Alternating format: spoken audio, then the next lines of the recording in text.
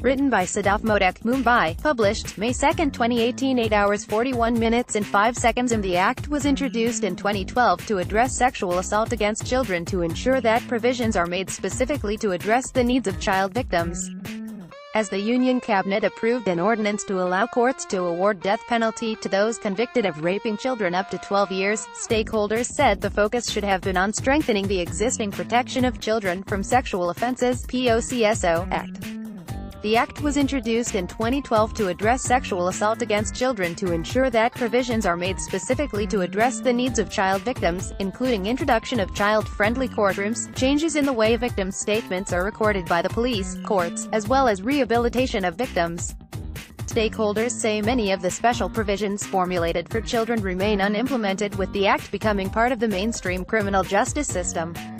Rights of the victims in the criminal justice system are often neglected. Even in the POCSO Act, the focus was to have child-friendly courts where child victims could come to depose, but the victims continued to depose before the usual courts, part of the adult criminal justice system. While there are provisions for stringent punishment, aspects of victim rehabilitation, like compensation, psychological and other assistance to victims, is not usually provided for, said Praveen Kant Basoul, director of DSHO, an organization based in Amravati district that works on creating a legal, social and policy framework for victims.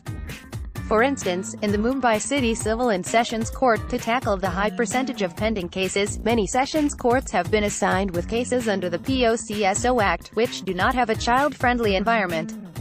When child victims are brought before the court for deposing, the proceedings are conducted in camera. This is done, but the arrangement to ensure privacy is only to have a curtain around the witness box. Most victims get scared due to the setup of the courtroom, said a support person working with victims at the Mumbai Sessions Court. In a recent case, the mother of a victim did not want her child to come before the court to depose, fearing that the child will undergo trauma. Recently, the Bombay High Court suggested to the state government to set up child-friendly courts for victims and witnesses who are children. Another issue that many victims face is that of protection after a crime is reported.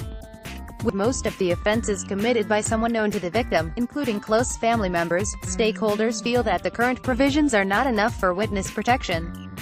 Many victims are forced and pressured by their family members to turn hostile before the court against a family member, despite having faced abuse. If there is such an apprehension, courts direct that the victims be sent to children's homes. But these homes are not equipped enough to deal with the psychological issues faced by victims, leading some to subject themselves to self-harm, a prosecutor said. Other issues include lack of proper training for stakeholders, including the police and judiciary. While policemen, prosecutors and judges are given training about the Act, the practical challenges in the implementation of the Act are not addressed. Kant Basoul said. For all the latest Mumbai news, download Indian Express app.